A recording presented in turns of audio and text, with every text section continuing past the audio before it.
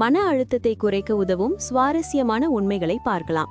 நீங்கள் வாய்விட்டு சிரிக்கும்போது உங்கள் உடலில் எண்டோர்ஃபின்கள் எனப்படும் வேதிப்பொருட்கள் வெளியிடப்படுகின்றன. இந்த எண்டோர்ஃபின்கள் இயற்கையான வலி நிவாரணி போல செயல்படுவதுடன் மனநிலையை உயர்த்தி மன அழுத்தத்தை குறைக்கவும் உதவுகின்றன. இயற்கையான சூழலை பார்ப்பது அல்லது பச்சை நிறத்தை கூர்ந்து கவனிப்பது மன அழுத்தத்தை குறைக்க உதவுகிறது என்று ஆய்வுகள் கூறுகின்றன.